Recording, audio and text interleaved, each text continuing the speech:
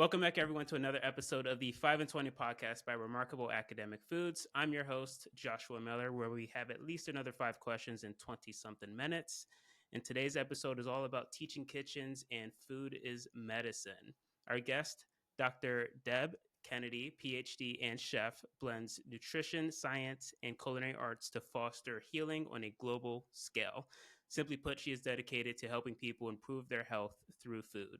As the CEO of the Food Coach Academy and the director of culinary medicine at Ruby, the online culinary training platform, she is at the forefront of Food is Medicine initiatives. Her PhD is in nutritional biochemistry from Tufts University, and she is the former chair for best practices at the Teaching Kitchen Collaborative at the CIA and Harvard collaboration. Dr. Kennedy is the author of multiple books, including the Culinary Medicine textbook, which uses her research in food, flavor, eating, and nutrition. Deb, along with 40 nutritionists and a dozen chefs worldwide, has developed culinary competencies for nutrition recommendations for the last several years. And all that work goes into this book and her Food Coach Academy program. So, as you guessed, we're going to tie all this into a nice, beautiful bow in terms of teaching kitchen opportunities and the power of food that we have not only in our communities, but also on an individual basis. So, make sure you stick around for all the value that she's going to drop in this episode.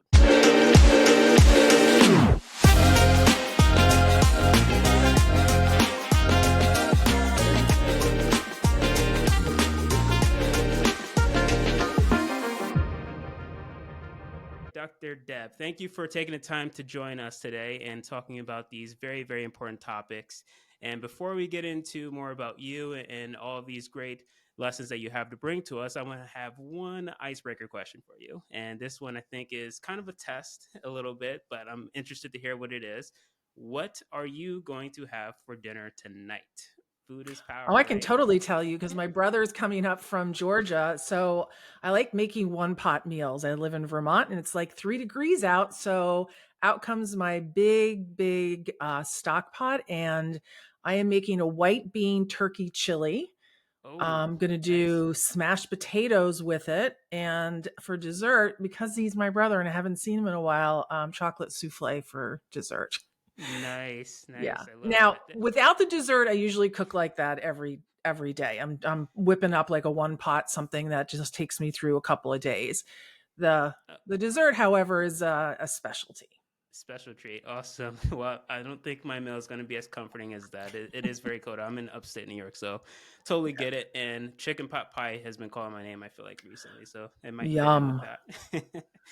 Awesome. So, in the intro, I told a very small amount about your story, your background. You have a ton of accomplishments, but really going into the food is medicine and a teaching kitchen collaborative. It's all about providing individuals and communities and institutions with the expertise needed to use the power of food. But what I want to know is your why. Why did you get involved with all of this? You've been doing it for some time, and there obviously has to be a personal reason why. So tell us about that. Yeah, there's a big personal reason why. So while I was in my doctoral program at Tufts, I had been sick for about a decade, and the school doc actually found a tumor, and I ended up being diagnosed with non-Hodgkin's lymphoma and given 2 weeks to live. And Oh, I wow. took a deep dive into food in terms of what would benefit me and not benefit me. During the different stages of my treatment and recovery, during treatment, my diet was Pepperidge Farm goldfish and Tootsie Roll lollipops because that's all I could do on the day of chemo. And then, afterwards was the time to really rebuild. And, being an athlete my whole life, it's been a challenge when your body can't do what it used to do. And so, really just trying to figure out what works for me at this age. I keep asking, okay, what works for me now? What works for me now? And it's different at every phase of your life. I mean, you're talking about, colleges and athletes and things like that. And we all have this desire to be the best we can be. And food really helps get you there. I mean, if your food isn't what is needed to provide you to run faster, lift more, all of that, you're Mm. just not going to be at your peak performance. So true. And in your work, you mentioned that food is medicine isn't a new concept, but it's gaining traction in modern society. So can you elaborate on why this is happening and how it impacts public health? Yeah, so I mean, food as medicine has been around, I think, since the beginning of time, really, to tell you the truth. I think people in indigenous tribes and things like that knew exactly what to prepare when they had different ailments and all of that. When Biden put forth the Anti-Hunger Act, the Food as Medicine initiative kind of was born from that. And this food as medicine is being defined right now. We're in the very beginning stages in terms of it's called food as medicine. They're looking at dose and duration and all of that. And yes, we do need research, but I always like to bring people back to the fact that it doesn't have to be a medicinal type of interaction. I think we need to provide the healthy food, especially in underserved communities, to overcome diseases and to be as healthy as they can be. And I think that's to be applauded. For me, my whole message is unless you teach people how to cook for themselves when these programs go away, we're leaving them more dependent on the healthcare system than when you found them. And Mm. that, we've been cooking for millions of years, and it's not so much that it's difficult, it's just time consuming. And people have forgotten the lost art because we've been a society that is so, so busy. Yeah. And so my role in it is to help honor someone's wallet, palate, and cultural heritage while teaching them to cook food that benefits their body. Yeah, that's powerful. And coming from you and your success story, I definitely applaud you for going through that and figuring it out. I mean, that diet obviously didn't help, but you figured it out and you found some ways to help, and that's the reason you're here today still. So definitely much praise for that. So, and I want to get into it a little bit more about the cultural aspect. Right. So you're saying that the academy and schools in general have this opportunity for addressing cultural, economic, social barriers to healthy Mhm. eating. Can you emphasize on that a little bit more? How can they do a better job with that? A lot of different reasons. I mean, a lot of different tactics that are needed. And, number one is providing the food to those that can't afford it, right? And really looking at food equity, food security, but more than just food security, nutrition security. So more than just calories, but getting food that's really going to Hmm. improve your health. So it really it starts with that.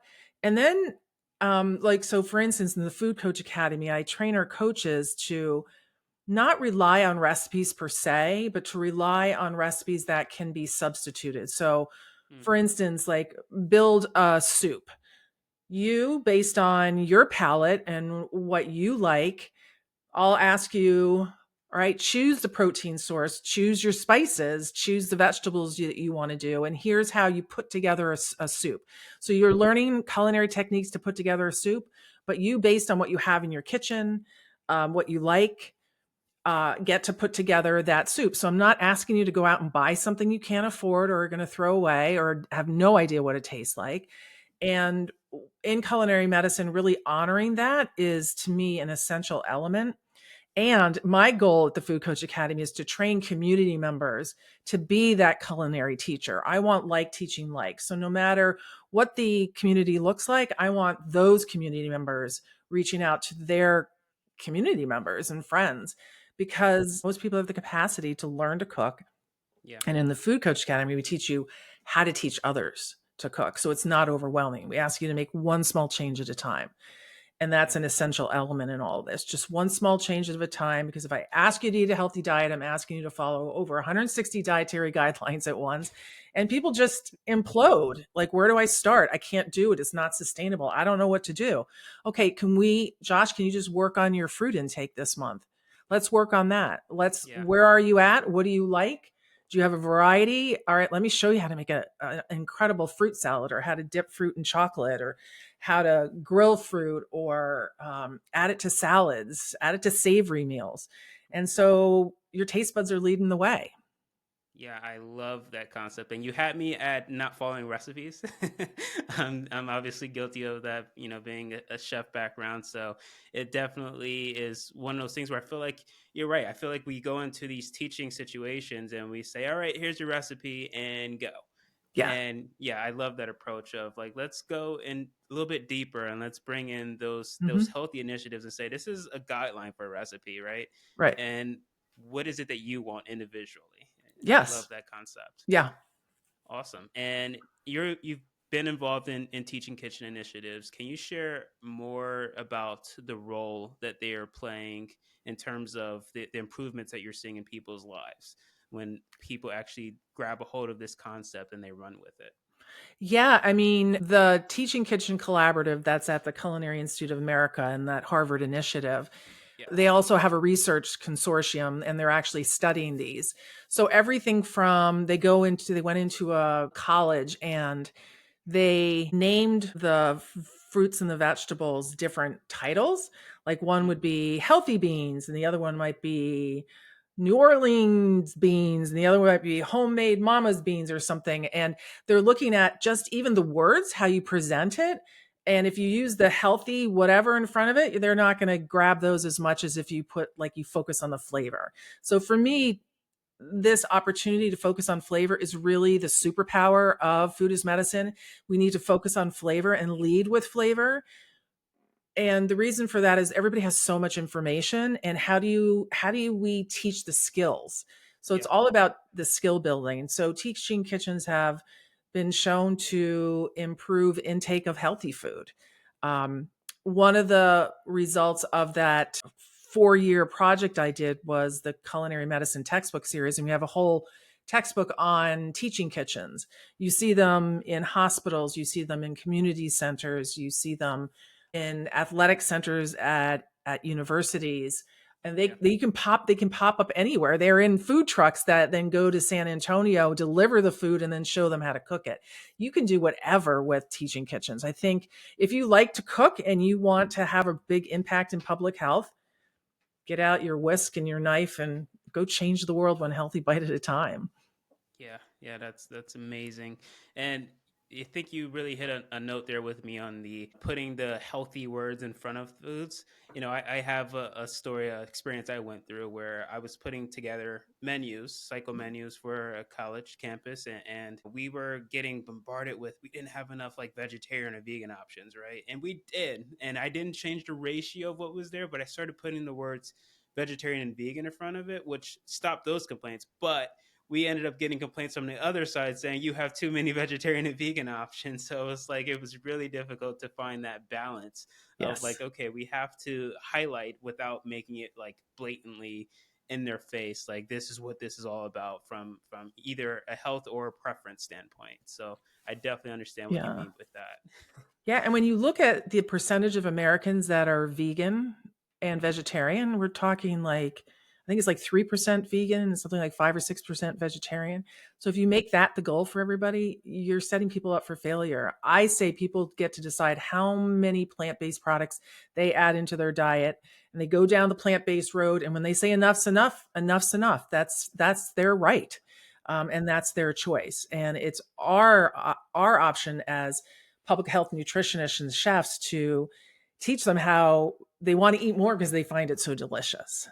Yeah, absolutely. And the plant forward aspect, when that really Yes, started popping up a few years ago, that really changed my perspective because you're right. It's not about defining one or the other. It's about finding a balance in between, even if you're not one of those, right. vegetarian or vegan. So, and that really helped me out a lot in terms of now I'll go and I'll have legumes every now and again just to incorporate it because I know it's an option. It doesn't mean that I'm vegetarian. It doesn't mean that I'm vegan. It's just trying to find that balance. Yes, that's smart.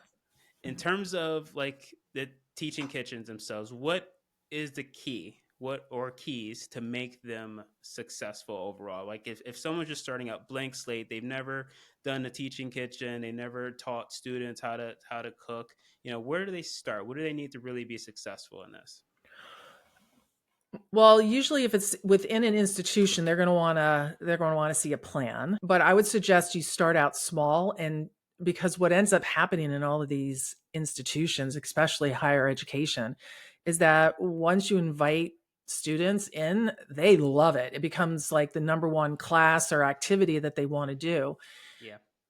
So I always say you need to know who you're cooking for. So, doing some background focus groups, maybe what is it that they're looking for? I mean, there's a difference if I'm cooking for athletes versus I'm cooking for students that aren't athletes, right? And starting small and having there be like just as don't overload the students. First, you use what they have available to them. So you're Yeah. not going to be showing them a sous vide machine or something like that, right? And you teach them one or two culinary skills, like just like how to build a salad, just how you do that. I mean, that can cover so many things from a nutrition standpoint. If you add the protein and the fat to the vegetables, you're going to increase your satiety and you're going to get, full complement of proteins Yeah. and that type of thing. So you really want to teach to the person that is going to be showing up. So Yeah. it's all about what time do you do, like, and that all takes finesse, but you want and don't want to offer it at a time where students can't go. So they need to be able to have access to the food, and you just keep it simple.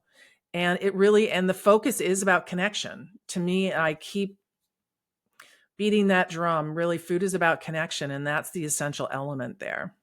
Absolutely. And another point that you touched on personally for me is the aspect of you're teaching these students something that they have access to, but they just aren't taking advantage of. Right. And I was involved in some teaching classes, and I'm going to be honest, I was like, I just wanted to be a chef. Like, just let me do my thing, let me cook. I don't want to be, front face for any teaching class. The one thing that I definitely look back and think on is I never thought of it about the impact that is there for the students that are probably eating a lot of junk right at Right. home because they don't know the basic cooking techniques.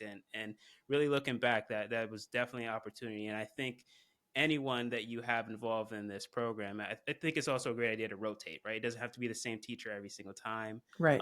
but really teaching that on to the train the trainers aspect, right? This is why Yes. we're doing it. So Right. absolutely. And 100%. You can even show them how to make ramen noodles, like throw in some diced kale or something, like, I yes, mean, it's yes, it's teaching to their reality, yeah, not yours, theirs.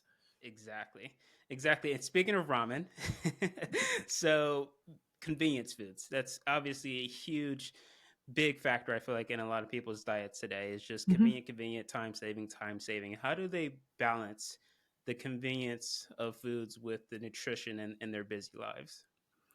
Yeah, that's a huge question because when we look at the amount of ultra processed foods, which is usually the convenient fast foods, Yeah, the majority of Americans are consuming much more of that than the healthy food. I think if you go with the perspective that, and this is what like to teach people, you are making 220 food decisions a day. And yeah, I'm not telling you to make all 220 going towards health, right? yeah, But if you can make the majority go towards health, then you are on a path towards health. So you don't have to be perfect, but know that when you're making a choice, you're choosing either health or not, or choosing to go away from health or towards health. And that having that be in your head might help. So instead of and then you hear it all. It's like wah wah wah. Choose the fruit instead of the cookie. Well, grab some trail mix with a little bit of yeah, chocolate chips in it. Like you don't have to be perfect. yeah, You are busy, and I appreciate that you're busy, but when you have the opportunity to throw something healthy in there, do it because I want you going towards the path of health. And we all know, right, Josh, that there are times in our lives that you are just keeping your head above water. yeah, There's exams and it might be final time or whatever. And doing the best that you can is all you can ask of somebody. And knowing that it's not going to be like that forever. And yeah. then when you have the opportunities to eat healthy, do it. Absolutely. Absolutely. And exercise, right? That eating right is half the battle. Exercise, I feel like, is another point that we're missing on in terms of teaching in the food service realm, right? We teach about like, oh yeah, highlight these fruits, highlight these vegetables, highlight these different nutritional values, but really feel like there's a lack, just a little bit of lack of like really promoting exercise because if you're not an athlete, right? Right. That doesn't mean that you're automatically going to go right to exercising and that's one of your hobbies. But I do think that's another opportunity. But in terms of food as medicine principles, I think some schools do a really good job in terms of highlighting produce items and fruit items, like, different ones of the month. How can schools and communities implement more of these food as medicine initiatives and really teaching students the opportunities that they have with foods? I think they have to think outside the box with this. So I always like to look at the Google Teaching Kitchen in New York City. Oh my Okay. God. They have so many classes. And there's one, how to get a date. What? Right. So cooking to get a date, and it's not called to get a date. It's Uh, more direct than that.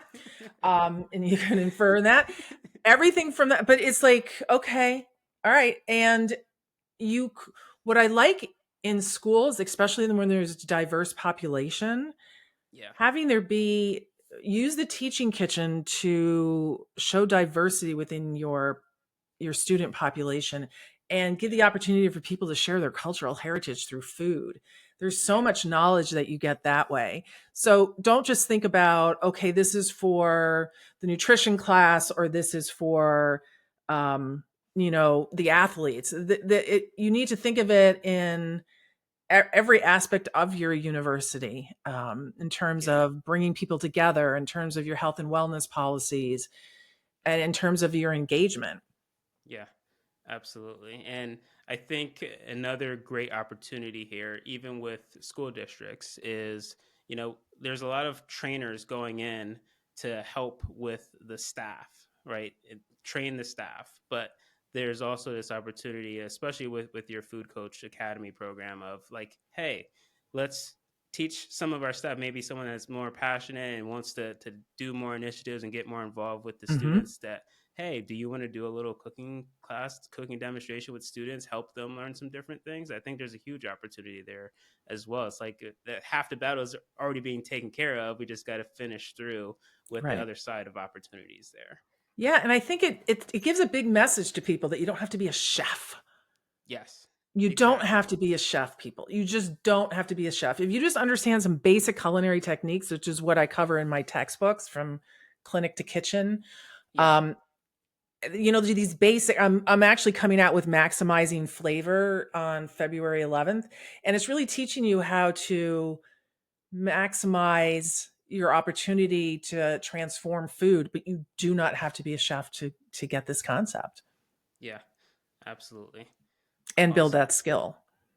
Yeah, absolutely. It's really just about basics. I one of the things that I teach is in terms of training people like basic food techniques, is it really comes down to a lot of presentation, flavor building, a little bit of technique. You don't need a ton of technique to be great Mm-mm. at it, right? I No. feel like that's the piece that people miss. They feel like they have to be some amazing culinarian with years and years of experience. That is not it. There's some basic principles that are easy for anyone to learn Yes. and take off with. Awesome. What So is let me ask you a question. go What is for it. your go-to culinary technique that can transform food? If you were to pick just one to teach somebody, what would be your top? I would say I would say around the concept of saucy. I love sauces, and I think sauces can transform a lot of different things to something that you enjoy. Mhm. So let's take something as simple as, let's go back to something as simple as the concept of tacos, right? You can put something that you don't normally eat on a taco, such as beans, such as if it's maybe even seafood, if you don't usually eat seafood. If you throw the right salsas or picos, like any of that kind of stuff on there that you do like, and now Mhm. all of a sudden you're like, wow, okay, I can actually enjoy this. So I'm a Yes. saucy person, so I'm gonna go to that concept of sauces. Wonderful. All right, Dr. Depp, thank you. This has been amazing, amazing content that you were able to deliver. I've learned some things. I know my listeners are going to learn some things as well. So thank you for taking the time to meet with us. And if people want to connect to you and get to learn more about you or the Food Coach Academy or your textbooks, how can people do so? Through my website, so that would be drdebkennedy.com, and that's DRDEBKENNEDY, drdebkennedy.com, and you'll find everything there. I'm also on LinkedIn, and I wish your listeners that you enjoy your food and that you fall in love with it again instead of seeing it as this thing that pops up 3 times a day and it's this drudgery. I Yeah, hope you fall in love with food again. You're I love worth it. that. I love that. That's absolutely great value and a great ending. Everyone, thank you for taking the time to tune in for another episode of the 5 and 20 podcast. And you know where to find us. And till next time, I'm your host, signing off.